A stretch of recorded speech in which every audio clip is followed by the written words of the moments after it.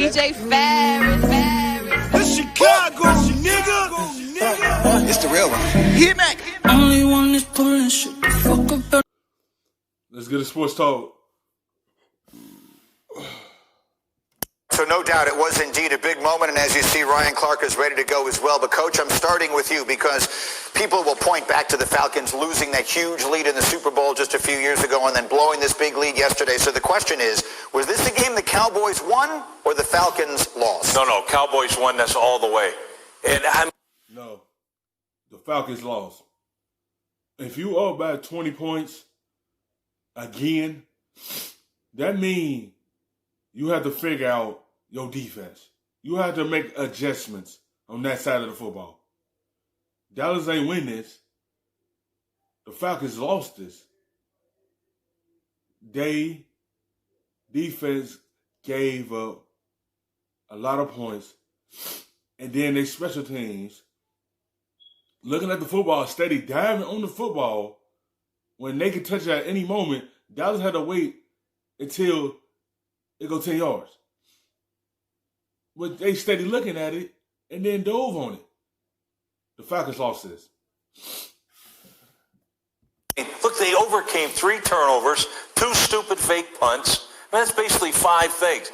But when I look at it, I saw Dak's face, and I saw that great competitor, and his teammates saw it too. And there's another time, so it flipped. And I'll tell you when it flipped. It flipped when Zeke Elliott ran that touchdown in and ran that dude over, and he's standing over top of him in the end zone. And sometimes a physical play like that can flip a momentum in a game faster than anything. And so to me, that's the difference. That's the play I was talking about right here. Boom, it beats him in there, and that dude's done. Night, he takes him out there. We're the more physical team. And it showed in his face, but it definitely showed in Dak's face, and I love it. And sometimes when you have a special season, you got to get special wins, and that's what it looked like to me. That it certainly was. How about Dak yesterday? Yeah, I mean, that's the $40 million a year quarterback performance that you needed. And if I'm Dak, I'm going to go take that tape and put it right on Jerry Jones's desk because he capitalized. Once that door opened for the Cowboys, they ain't doing nothing but kept walking them down and walking them down. And got to a point that, hey, outside kick it and recovered it and drove down the field and gave Zerline an opportunity to win the game, and he did. Once they got their whole foot in the door, they ain't doing nothing but capitalize off of it. So good win for them. And I don't think it will say their season. I don't think they would have been in trouble.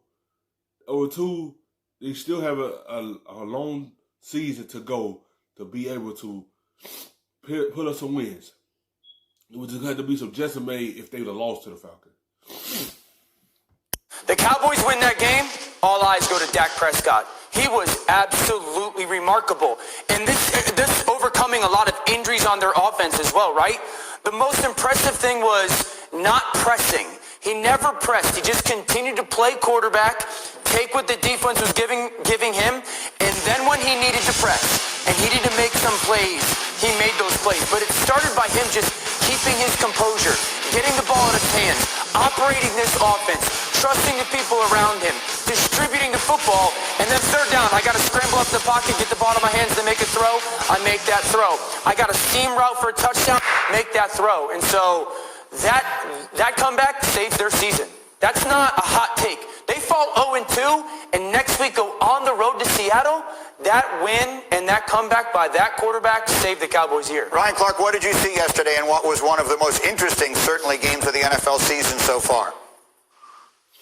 That Mike McCarthy's layoff or ineptitude was only outdone by Dan Quinn's. And you heard Rex mention some of the things that happened in that game yesterday, the 2 fake punts, going for 2, probably a series earlier than you needed to if you were the Dallas Cowboys. But remember, you go back early on in the game, so did the Atlanta Falcons. And so we saw that The Dallas Cowboys were able to stay in the game because Dan Quinn didn't coach his team up well enough to even know that they can actually jump on the ball before it goes 10 yards on the onside kick. But aside from that, this is a situation where, you know what? The Dallas Cowboys and this offense got forced into throwing the football. They got forced into trying to go get it. They got forced into seeing Ken Amari, CeeDee Lamb, Michael Gallup get down the field and make big plays. And they had the perfect team for it. You watched last week as this team, the Atlanta Falcons, was able. So once they let their foot off their necks, Dallas took a full advantage of it. Dallas had an offense that's capable to come back in games. When you had three good wide receivers in Cool, Gallup, and Lamb, that's the offensive power right there. They can go make their plays, and they did at the end of the game. Gallup had a big catch down the field. That was one score right there. CeeDee Lamb had a good catch. Drove the field. Got him in that position. Mark Cooper, the same thing. Drove down the field. When you had three good wide receivers that are playmakers, you were able to put your team in position to win games. By the Seattle Seahawks, and I said going into the weekend, this is the week that the Dallas Cowboys need to see what these three receivers and this quarterback can do, and they did, and they got big ball, big plays up top. Michael Gallup makes a big play. You see Amari Cooper with the one-hand catch. CeeDee Lamb shows you what type of route technician he was, but this points back to Dak Prescott. As Dan said, he needed to be the guy. Kellen Moore kept him as balanced as they possibly could, and Dak delivered every single time you asked him. He might be a Honda pilot, but he was on the Autobahn with no obstacles and no adversity, and he got to 130, which is his top limit, real fast. What a spectacular day it was yesterday in the NFL.